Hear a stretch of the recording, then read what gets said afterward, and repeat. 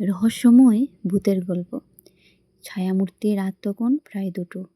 অরুণ তার পুরনো গ্রামের বাড়িতে একা শুয়ে আছে। চারিদিকে নিস্তব্ধতা, শুধু দূরে কোথাও শিয়ালের ডাক শোনা যাচ্ছে। এই বাড়িতে অনেক বছর কেউ থাকেনি। শহর থেকে ফিরে আজ সে প্রথম রাতে এখানে ঘুমোবে। বাড়ির পরিবেশটাই যেন রহস্যময়। দেওয়ালের পুরনো দাগ, জানালার ফাঁক, গলে আসা চাঁদের আলো আর বাতাসে উঠতে থাকা ধুলো। শোবার ঘরটা একটা পুরনো কাঠের আলমারি রয়েছে, যা অনেকদিন খোলা হয়নি। অরুণ হালকা আলো জ্বালিয়ে শুয়ে পড়ল, কিন্তু ঘুম আসছিল না। হঠাৎ যেন কিছু একটা খুট করে শব্দ করল। সে চমকে উঠল। তাকিয়ে দেখল আলমারির দরজা একটু ফাঁক হয়ে গেছে। প্রথমে ভেবেছিল বাতাসে খুলে গেছে, কিন্তু জানালাগুলো তো বন্ধ।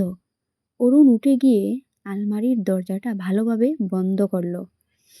ফের বিছানায় গিয়ে শুবার কিছুক্ষণ পর আবার সেই কুটকুট শব্দ। এবার স্পষ্টভাবে শুনতে পেল যেন কেউ আস্তে আস্তে আলমারি ঠেলছে। কাঁপাকাঁপি শুরু হয়ে গেল তার।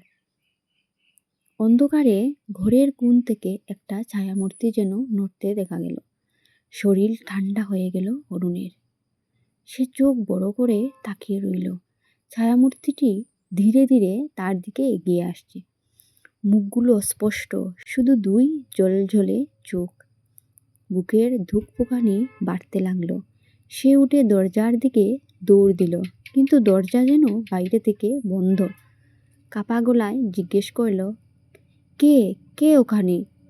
কোনো উত্তর নেই, তবে ছায়াটির কাছে আসতে থাকলো।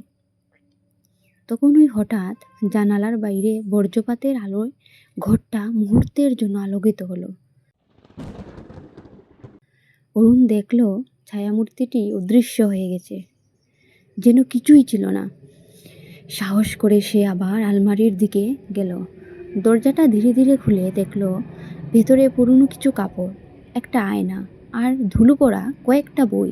কিন্তু ঠিক তখনই আয়নার তার নিজের প্রতিবিম্বের পাশে আরেকটি মুখ দেখা গেল।